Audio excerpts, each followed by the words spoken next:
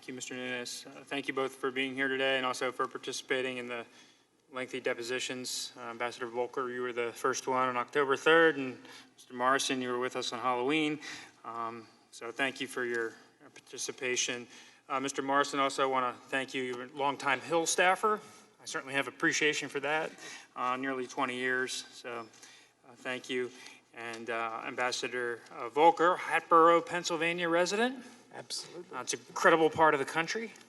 Very proud of it. Yeah, I'm from nearby. Just want to walk through some of your positions. You were Senate confirmed ambassador to NATO for a stint. That is correct. And then you were at the State Department, and your portfolio spanned much of what I believe George Kent has currently. I was the principal deputy assistant secretary, so I had all of, working for the assistant secretary, had all of Europe and Eurasia, and particular responsibility for NATO, Western Europe, and the European Union. And then you were involved with the National Security Council. You were the director for NATO and Western Europe. That is correct. And then you were the senior director for European and Eurasian affairs. I was acting for several months, 6 months or so. Okay, and much like the job that Mr. Morrison had. And we'll note that all the witnesses that we have interacted with have just heaped praise on you. Ambassador Yovanovitch said you were a brilliant diplomat, so that's very high praise. And for over 2 years, you served as the special representative for Ukraine negotiations? That is correct. And you served for free? That is correct. You served on a voluntary basis? I did. And you put a lot of time and effort into that job, didn't you? Yes, I did. And the taxpayers certainly got their money's worth, didn't they? Not for me to say. You believe America's policy towards Ukraine has been strengthened during your tenure as the special representative? Absolutely. When I look back at the record, I think we did an awful lot to support Ukraine. And is it fair to say that's in part due to President Trump? President Trump approved each of the decisions made along the way, providing lethal defensive equipment and the non-recognition statement on Crimea, I think, being two of the most important ones.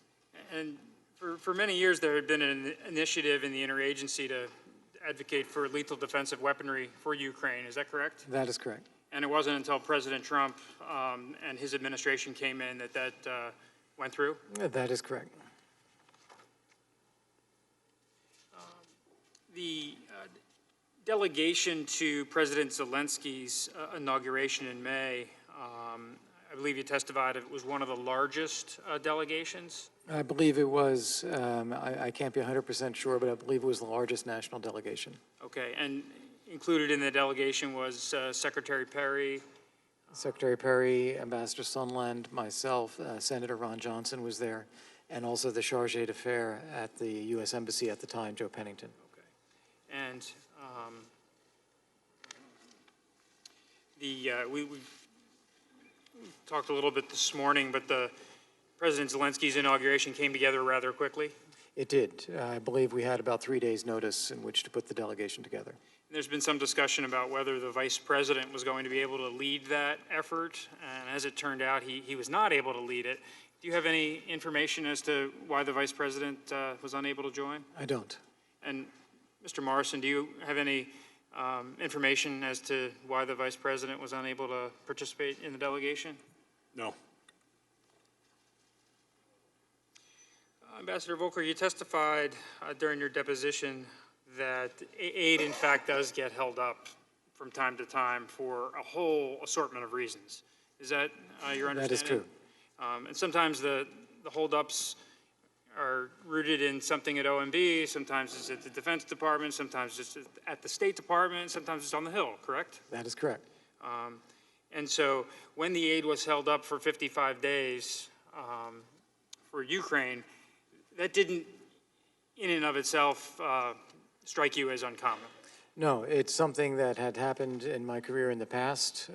I'd seen holdups of assistance. I just assumed it was part of the decision-making process. Somebody had an objection and we had to overcome it. Okay. And in fact, there were concerns that perhaps President Zelensky wasn't going to be the reformer that he campaigned on? That was a supposition that I made because of the meeting with the president on May 23rd. I thought that could be what's behind it. And in fact, the aid was lifted shortly after he was able to convene a parliament? I believe let me get the date straight. I believe, yes, he was able to convene the parliament around the 1st of September, and I believe the aid was released on the 11th of September. And when he was able to convene a parliament, he was able to push through a number of anti-corruption initiatives? That began with the parliament seated on that day. It was a 24-hour session, but then it continued for some time. And that was an encouraging sign? It started off in a very encouraging way, yes.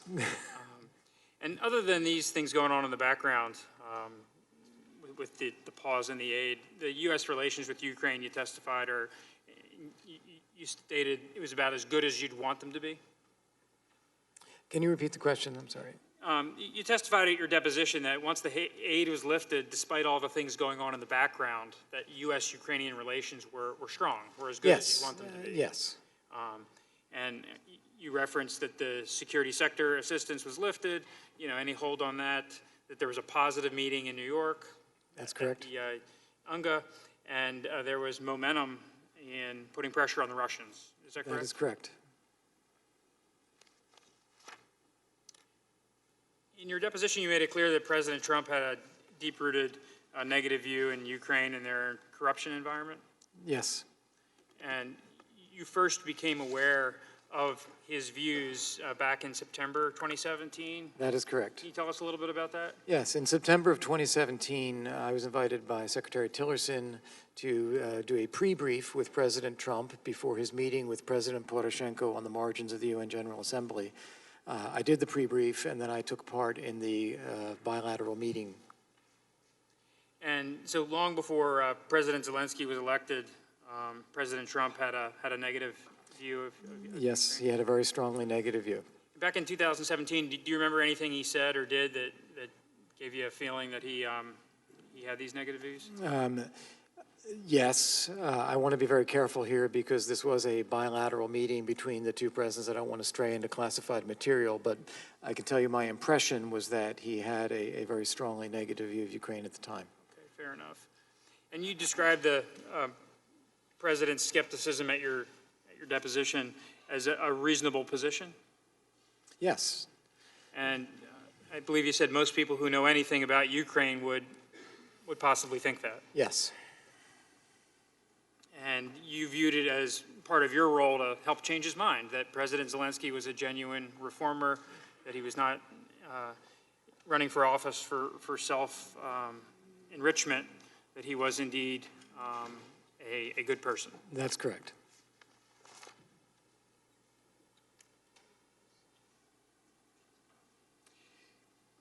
During the May 23rd meeting with the President in the Oval Office, could you just relate to us the concerns the President articulated about Ukraine? Yes. The President came into the meeting and immediately started speaking. He had just a string of comments that Ukraine is a terrible place. They're all corrupt. They're terrible people. They tried to take me down. I tried to explain, along with the others that were there, each of us took turns speaking. I tried to explain that President Zelensky agrees with you, that he was elected because of that situation in Ukraine, and he has a strong mandate from the people of Ukraine to change it. And that's why it's important that we actually show him very strong support now. But the president was not convinced, and he said that Zelensky is no different, that he has terrible people around him. It's not what I hear about Ukraine, what we're telling him. I hear that, nothing has changed, talk to Rudy, that kind of dialogue as I described. And when the President said that the Ukrainians tried to take him down, did you have any idea what he was referring to? I did. I believe that he was referring to the rumors of efforts to interfere in the 2016 election by providing damaging information about the president or about Paul Manafort to the Hillary Clinton campaign. That was one of the rumors that had been out there and that had gotten some support from the Ukrainian prosecutor general. And to the best of your knowledge, the president genuinely believed that, right? I believe he was concerned about it. I don't know what he actually believed, but he brought it up. Okay. And Mr. Morrison, you were also aware of the president's skeptical view of foreign aid generally, Yes. and that there was an initiative that he was looking at foreign aid pretty broadly Yes. and trying to scrutinize to make sure the U.S. taxpayers were getting their money's worth. Yes. And the president was also interested, was he not, in better understanding opportunities for increased burden sharing among the Europeans? Yes. And what can you tell us about that? The president was concerned that the United States seemed to bear the exclusive brunt of security assistance to Ukraine. He wanted to see the Europeans step up and contribute more security assistance. And was there any interagency activity, whether it be with the State Department or the Defense Department, and coordination by the National Security Council to look into that a little bit for the president? We were surveying the data to understand who was contributing what and sort of in what categories. And so the president's evinced concerns, the interagency tried to address them? Yes. And by late August, we just discussed with Ambassador Volker that a new RADA was seated. And did that give possibly some hope that President Zelensky would be able to push through some of these reforms? Yes. And did you hope during this time period, during this 55 days where the aid was paused, that potentially Zelensky would be able to demonstrate his bona fides and would subsequently be able to get the president to lift the aid? Yes.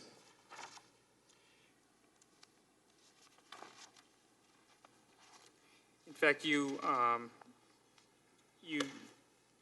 traveled with Ambassador Bolton to the Ukraine right around Labor Day weekend, correct?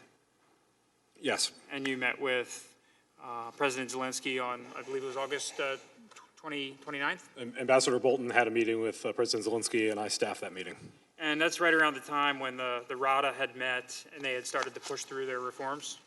As I recall, the date of the meeting between Ambassador Bolton and President Zelensky was actually the first day of the new RADA. And some of these reforms included naming a new prosecutor general. A new prosecutor general, a brand new cabinet, yes. And they pushed through some legislation that eliminated immunity for RADA members. Yes, eliminating a parliamentary immunity. And I believe you provided some color into this experience, this meeting, and you said that the Ukrainians had been up all night working on some of these legislative initiatives.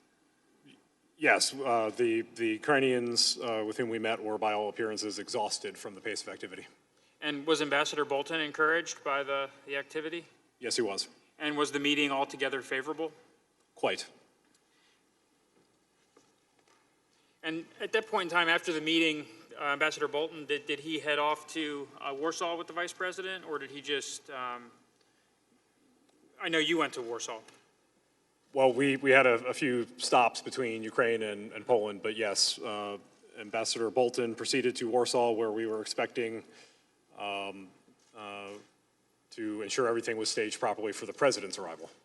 And did you have an opportunity to brief the Vice President on? I did not. Did Ambassador Bolton? He did. And what do you remember from what Ambassador Bolton shared with the Vice President about the Zelensky meeting? So I was not there. The issue I remember most starkly was Ambassador Bolton was quite annoyed that Ambassador Sondland crashed the pre-brief. Okay.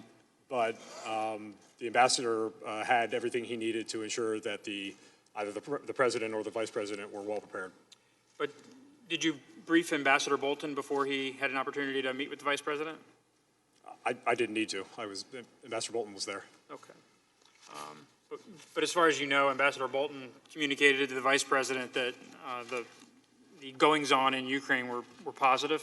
That's my understanding. With President Zelensky. And at this time, Ambassador Bolton was advocating for the lifting of the aid? He had been for some time, yes. And did you participate in the Warsaw meetings? We had a reduced schedule from what had been arranged for the president for the vice president.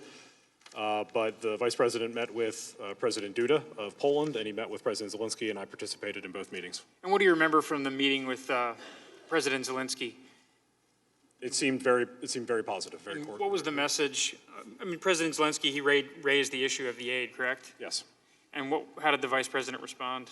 He represented his support for the aid. He represented the strong commitment of the United States to Ukraine, and he explained that President Trump, because this is after the Politico article had come out that made clear there was a hold, he explained that what we were doing was the United States government, the interagency was examining what more Europe could do in the security space and taking a look at how Ukraine was reforming what has been a history of corruption. And was there any discussion during the meeting with President Zelensky on the part of the vice president about any of these investigations we've come to talk about? No.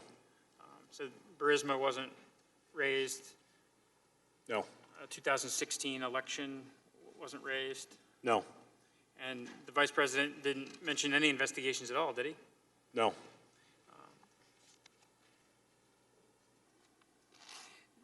You mentioned the August 28th Politico article. Was that the first time that you believe the Ukrainians may have had a real sense that the aid was on hold? Yes. So from the 55-day period spanning July 18th through September 11th, it didn't really become public until August 28th? That's correct. Ambassador Taylor and I had a number of phone calls where we, in fact, talked about, do the Ukrainians know yet? Because we both felt very strongly it was important that we ensure that the president was able to make the decision to release the aid before the Ukrainians ever found out about it. Okay. And Ambassador Volker, is that also your recollection? Yes, it is. That it wasn't until the Politico article that... That's correct. I received a text message from one of my Ukrainian counterparts on August 29th forwarding that article, and that's the first they raised it with me.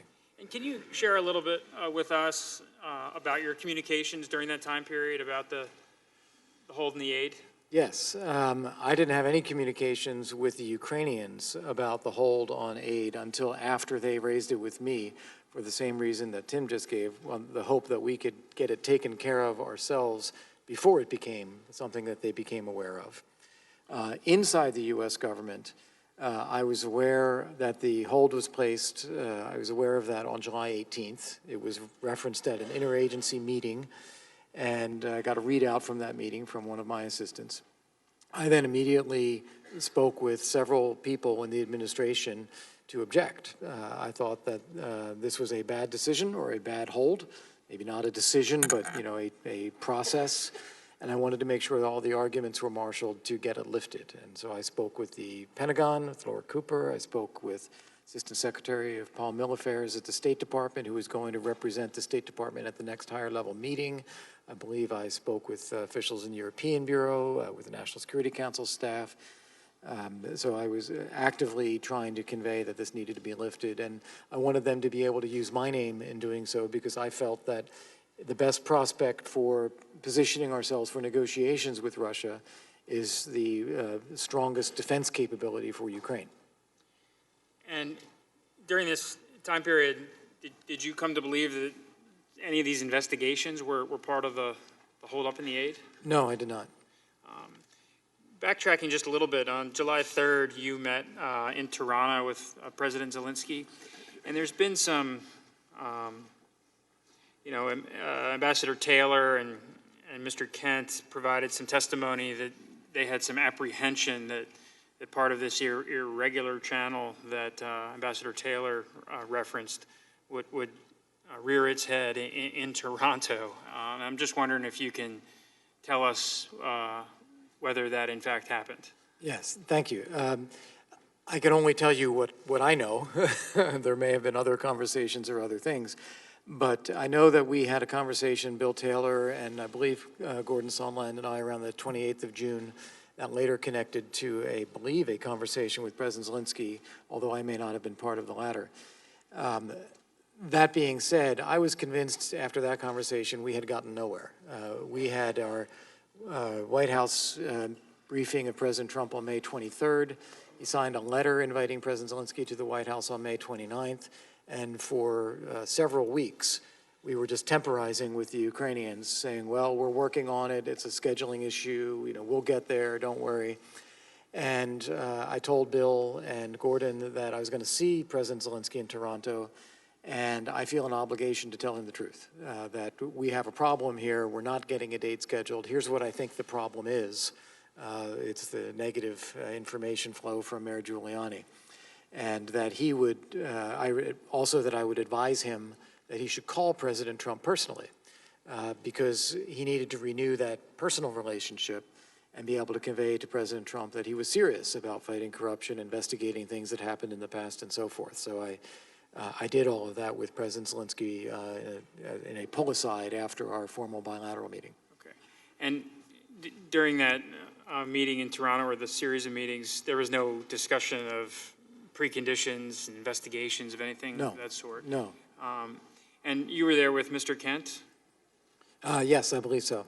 And did you ever have any discussions with him about preconditions or investigations? Not at that time. I think later on these things came up about when we were talking about a statement, whether there were investigations. But I believe at this time in Toronto, it was really more referring to investigations generically, that is how you go about fighting corruption, and that President Zelensky should reaffirm his commitment to President Trump in a direct phone call. Okay.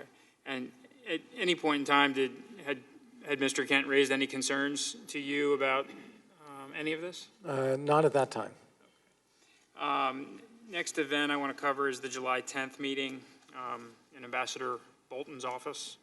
We talked a little bit about this morning. I don't know if you caught the coverage, but there was a testimony that at some point Ambassador Sondland mentioned investigations, and reportedly the meeting ended abruptly. What can you tell us about that fact?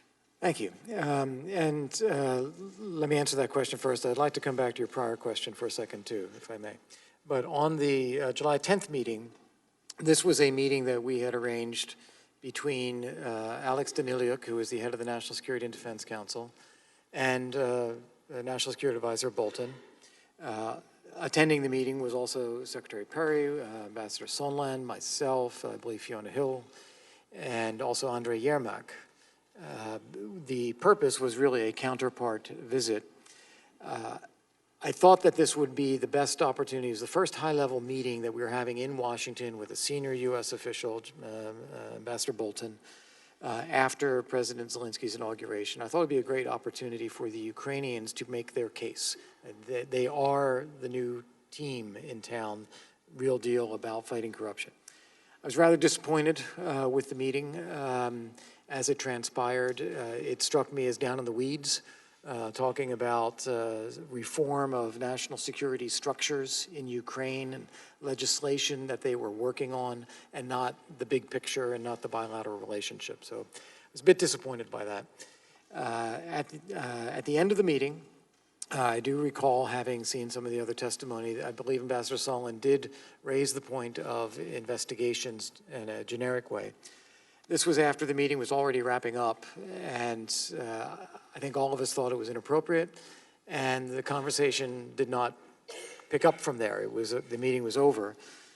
We all went outside, and we had a picture taken in front of the White House. And then all of us, except Ambassador Bolton, went down to the wardroom to talk through follow-up about how do we follow up on this meeting to keep the momentum in the relationship. And I think we broke up into several small groups. I remember having a conversation with Secretary Perry and one of his assistants about energy reform as part of that. I don't recall other conversations following up on investigations or Burisma. And to the best of your knowledge, there certainly was no precondition discussed, right? No. Again, the issue of the security assistance was one where I thought that this was really related to a general negative view about Ukraine. There was nothing specific ever communicated to me about it or the reasons why it was held, and we certainly didn't want to talk about it with the Ukrainians. We wanted to fix it. Okay. And a couple weeks later, the July 25th call happened, and you were headed to Ukraine during that time period? Yes, I was actually already on my way to Ukraine, I think 2 days prior to that. And you received readouts both from the U.S. side and the Ukrainian side. Could you tell us about that? Yes, so I was not on the phone call. I had arrived in Ukraine and I had had that lunch with Mr. Yermak that we saw on the day of the phone call. I had been pushing for the phone call because I thought it was important to renew the personal connection between the two leaders and to congratulate President Zelensky on the parliamentary election. The readout that I received from Mr. Yermak and then also from the U.S. side, although I'm not exactly sure who it was from on the U.S. side, but there was a U.S. and a Ukrainian readout, were largely the same, that it was a good call. It was a congratulatory phone call for the president's win in the parliamentary election. President Zelensky did reiterate his commitment to reform and fighting corruption in Ukraine. And President Trump did reiterate his invitation to President Zelensky to come visit him in the White House. It's exactly what I thought the phone call would be, so I was not surprised at getting that as the readout. And did you ever have any discussions with Ambassador Taylor about this? At that time, we were together in Ukraine at that time. We went the very next day to visit the conflict zone, and I'm sure he heard the same readout that I did. And you had a meeting with President Zelensky on the 26th? Yes, we had a meeting the day after the phone call on the 26th in the morning before heading out to the conflict And zone. were any of these concerning elements that some witnesses have raised about the call raised in the meeting with President Zelensky? No, only the very bare bones readout that I had received. That was also how it was discussed in the meeting with President Zelensky. So to the extent there's been assertions that President Zelensky was concerned about demands President Trump had made? I don't recall that. You don't recall that? I do not recall being, or- I don't recall, well, let me turn that around and say he was very positive about the phone call. Okay. I don't recall him saying anything about demands, but he was very upbeat about the fact of the call. And there was no discussion on the part of President Zelensky on how to navigate the various I don't recall that. concerns that people have articulated about the call? I don't remember that. And Mr. Zeldin asked you in the deposition that in no way, shape, or form, in either readouts from the United States or Ukraine, did you receive any indication whatsoever for anything that resembled a quid pro quo. Is that correct? That's correct. And the same would go for this new allegation of bribery? I've only seen an allegation of bribery in the last week. It's the same common set of facts. It's just instead of quid pro quo, now it's bribery. I was never involved in anything that I considered to be bribery at all. Okay, or extortion? Or extortion. Okay. Mr. Castor, may I address two specific points? Of course. One is I'm reminded that the meeting with Ambassador Bolton and Mr. Daniliuk took place on July 10th, Yes. and I did not become aware of the hold on security assistance until July 18th. Right. Okay. So that is another reason why that did not come up. Okay. And at that point in time, you didn't know that the potential pause in the security assistance was brewing? I did not. No, I heard about it for the first time on the 18th of July. May I make a second observation as well? Absolutely. I do remember having seen some of the testimony of Mr. Kent, a conversation in which he had asked me about the conspiracy theories that were out there in Ukraine. I don't remember what the date of this conversation was. And my view was, well, if there are things like that, then why not investigate them? I don't believe that there's anything to them. If there is, 2016 election interference is what I was thinking of. We would want to know about that, but I didn't really believe there's anything there to begin with. You testified in your deposition to the extent the Ukrainians were going to investigate other Ukrainians for wrongdoing, that was perfectly appropriate in your mind? Correct. That has been U.S. policy for years. So if certain Ukrainians involved with the Burisma company, well, that I think is the only plausible thing to look at there. As I said, I don't find it plausible or credible that Vice President Biden would have been influenced in his duties, but whether individual Ukrainians in the society that we know Ukraine has been for decades were trying to act in a corrupt way or to buy influence, that's plausible. Right. Deputy Assistant Secretary Kent last Wednesday told us about there was an investigation into Burisma trying to recoup millions of taxpayer dollars, and the Ukrainians were pursuing an investigation. There was a bribe paid. Were you tracking that? I was aware of those kinds of things. I couldn't give you those kinds of details. I just know that there was a reputation around the company. Okay. And subsequent to those facts and the bribe being paid, the Burisma company wanted to improve their image and added some folks to their board, including the president of Poland, including Hunter Biden. Are you familiar with that? That's what I understand. And to the extent the Ukrainians, the folks affiliated with Burisma, wanted to hire those people for their board for protection purposes so they could continue to engage in misdeeds, if that was a fact worth investigating, you certainly would be supportive of Ukrainians trying to get to the bottom of that, correct? Well, I can't speculate as to any of the specifics of what was motivating Burisma or not. Ukrainian government authorities investigating possible corruption by Ukrainian citizens is a perfectly appropriate thing for them to do. Mr. Morrison, I want to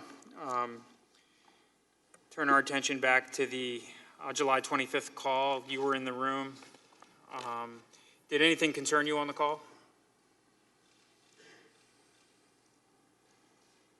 No.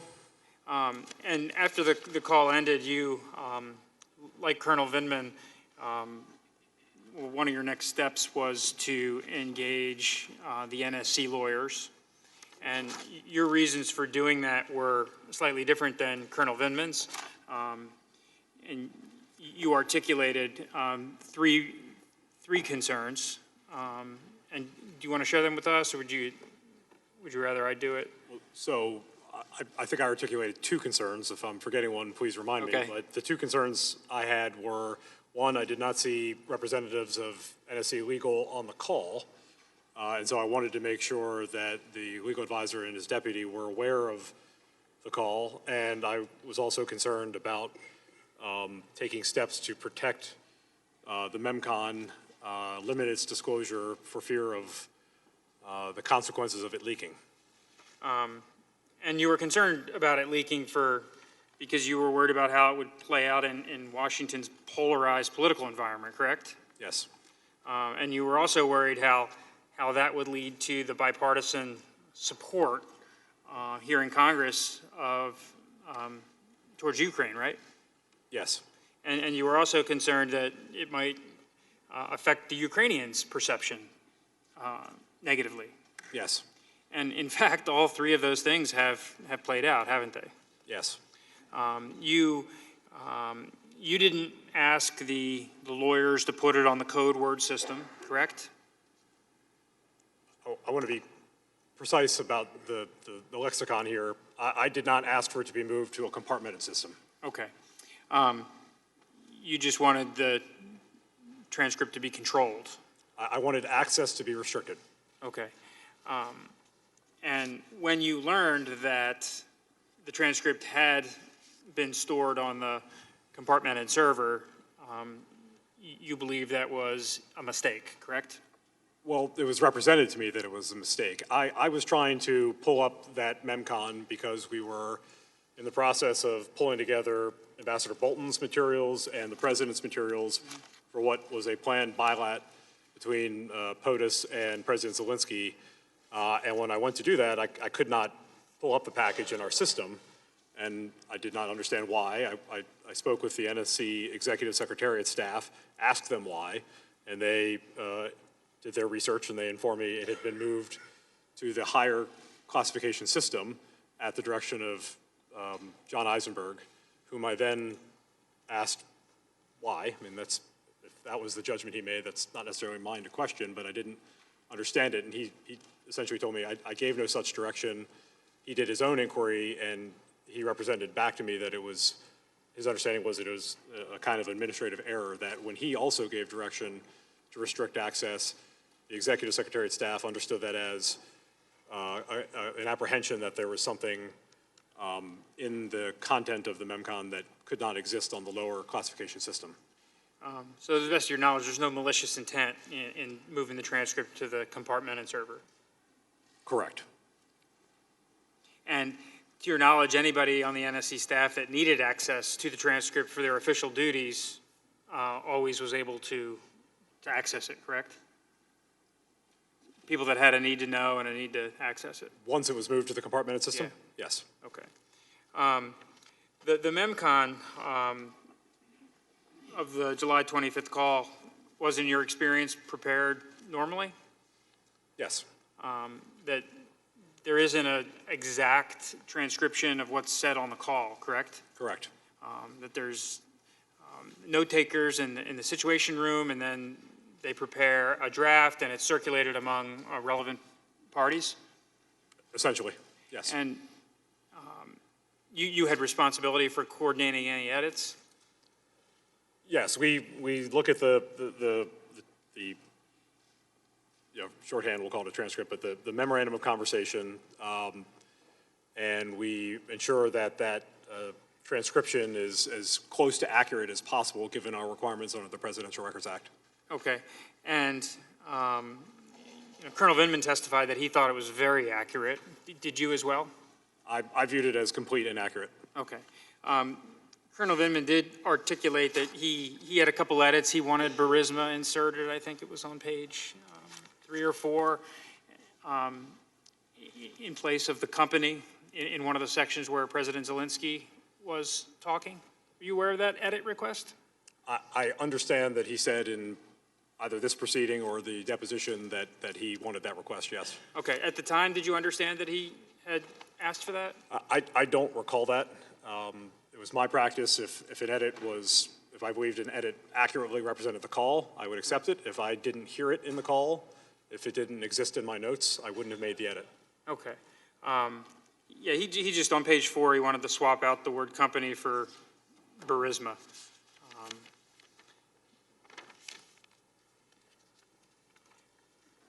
And when that edit from Colonel Vindman was not installed, did he give you any negative feedback that it was crucial that that edit get in the document? Not that I can recall. Okay. Did he ever raise any concerns to you about the accuracy of the transcript? Not that I can recall. Did he ever raise any concerns to you generally about the call? When we were discussing the track changes version of the MEMCON, I believe he had some concerns about the call. I believe we both agreed we wanted that more full-throated embrace of President Zelensky and his reform agenda, and we didn't get it. Okay.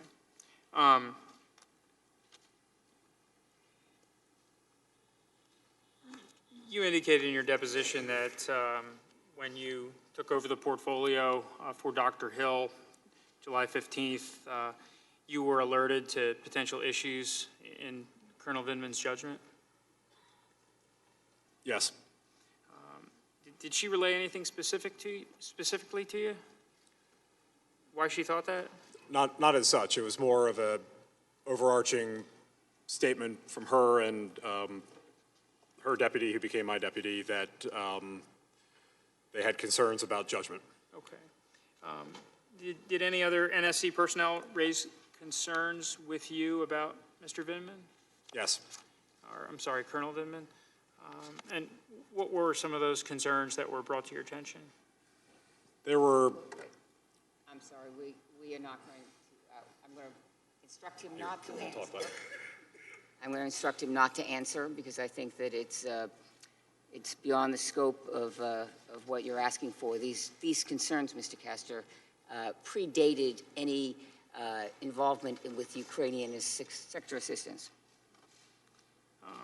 Well, during the deposition, I asked you, Mr. Morrison, whether others raised a concern that Colonel Vindman may have leaked information.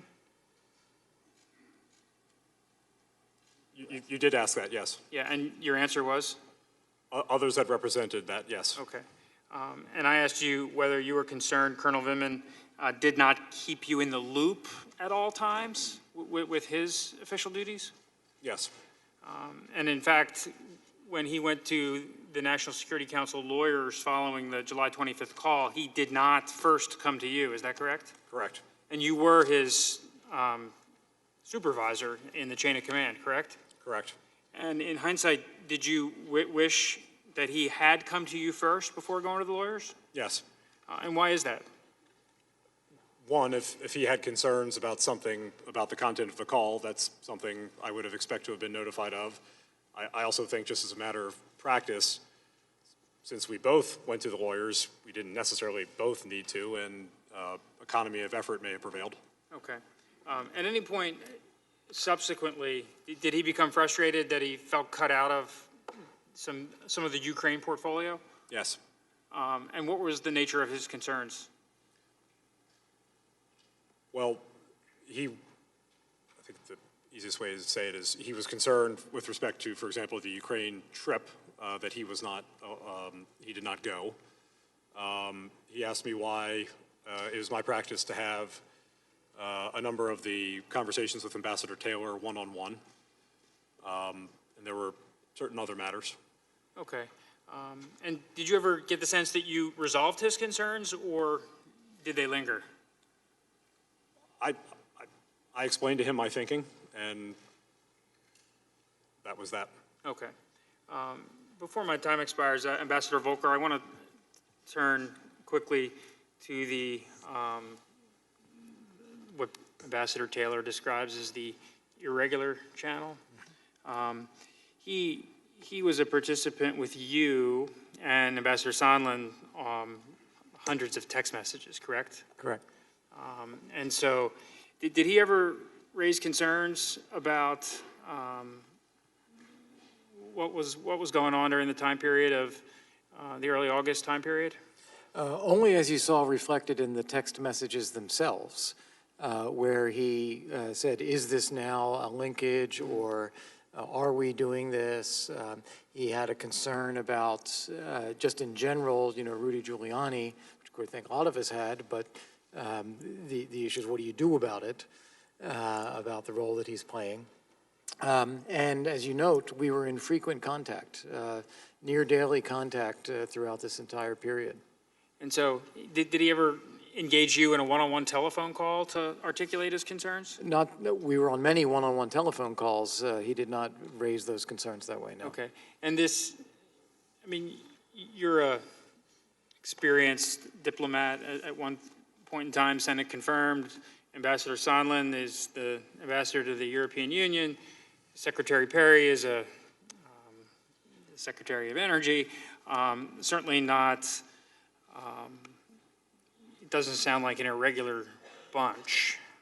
Did he ever articulate to you that he thought the three of you working on Ukraine policy was a problem? No, he did not.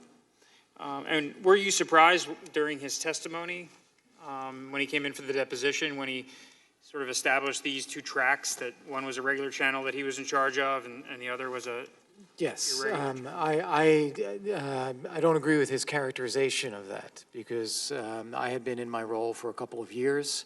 I had been the lead on U.S.-Ukraine negotiations and negotiating with Russia and the interagency work and the work with our allies. And we have a Secretary of Energy who is a cabinet official. And I think having support from various U.S. officials for our strengthening our engagement with Ukraine, I view it as a very positive thing. And if the concern is not us so much then, because we're all U.S. officials, but Mayor Giuliani, I don't view that as a channel at all, because he's not a representative of the U.S. government. He's a private citizen. I viewed him as perhaps a useful barometer in understanding what may be helpful communication from the Ukrainian government, but not someone in a position to represent the U.S. government at all. Okay, thank you. Okay, why don't we take a 5 or 10 minute